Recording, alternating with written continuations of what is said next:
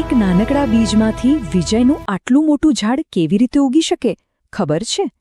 ચાલો આજે એક એવી જ પ્રેરણાદાયક વાર્તા જોઈએ જેમાં સમજાશે કે નાની નાની શરૂઆત પણ કેટલી મોટી સફળતા અપાવી શકે છે. તું શું મોટી સફળતા મેળવીશ? તારી પાસે છે જ શું? કલ્પના કરો, આવા શબ્દો કોઈને રોજ સાંભળવા મળતા હોય તો.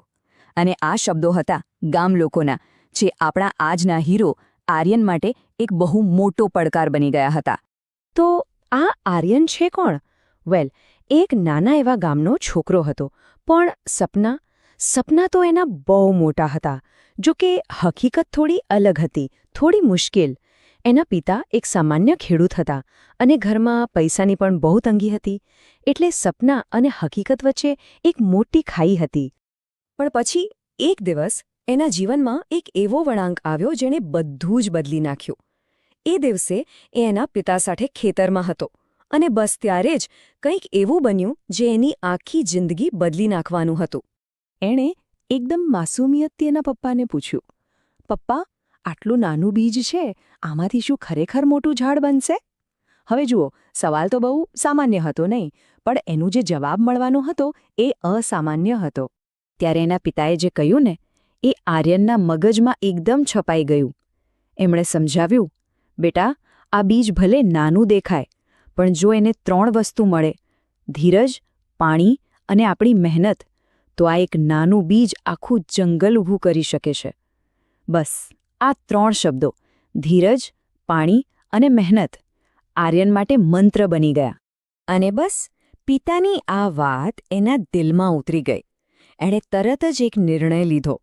એણે નક્કી કર્યું કે રોજે રોજ ભલે ગમે તે થાય, એ 2 કલાક તો ફક્ત ને ફક્ત એના ભણવા પાછળ જ આપશે.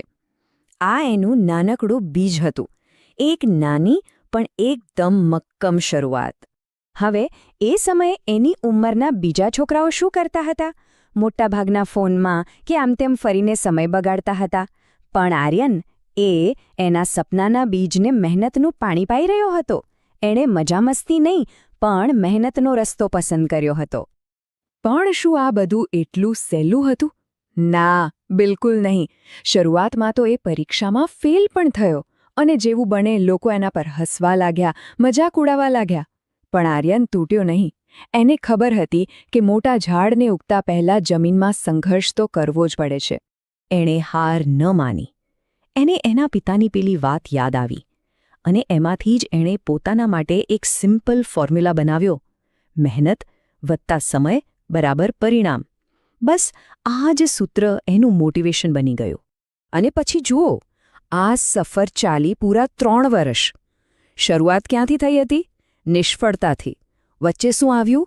સખત મહેનત અને ધીરજ. અને 3 વર્ષ પછી પરિણામ શું આવ્યું? એ જ આર્યન જે ફેલ થયો હતો, એ આખા જિલ્લામાં ટોપર બન્યો. એની મહેનત આખરે રંગ લાવી. અને પરિણામ એ તો જોવા જેવું હતું. યાદ છે પેલા ગામલોકો જે કહેતા હતા, "તું નહીં કરી શકે"? હવે એ જ લોકો શું કહી રહ્યા હતા? "અમને તારા પર ગર્વ છે." જુઓ, એક સફળતાએ લોકોની આખી વિચારસરણી જ બદલી નાખી. તો આખી વાતનો સાર શું છે? એ જ કે સફળતા કોઈ ઇન્સ્ટન્ટ નૂડલ્સ નથી કે 2 મિનિટમાં મળી જાય. ના, સફળતા તો એક બીજ જેવી છે. એને સમય આપવો પડે, મહેનતથી ઉછેરવી પડે, બરાબર આર્યનની જેમ. તો પછી સફળતાનો આ ફોર્મ્યુલા શું છે? એકદમ સિમ્પલ છે. સ્ટેપ 1, એક સપનું વાવો, એટલે કે એક લક્ષ્ય નક્કી કરો. સ્ટેપ 2, એને રોજ મહેનતનું પાણી આપો. અને સૌથી અગત્યનું, સ્ટેપ 3, ધીરજ રાખો. પરિણામ માટે ઉતાવળ ન કરો. એક વાત ચોક્કસપણે યાદ રાખવા જેવી છે. આજે જે નાનકડી શરૂઆત કરી રહ્યા છો, જે બીજ વાવી રહ્યા છો, એ જ એક દિવસ વટવૃક્ષ બનીને આખી જિંદગી બદલી નાખશે. ગેરંટી. તો આ બધી વાત પછી સવાલ એ જ ઊભો રહે છે કે તમારું બીજ શું છે? એવું કયું સપનું છે જેને મહેનત અને ધીરજ આપીને એક મોટા સફળતાના વૃક્ષમાં ફેરવવા માંગો છો?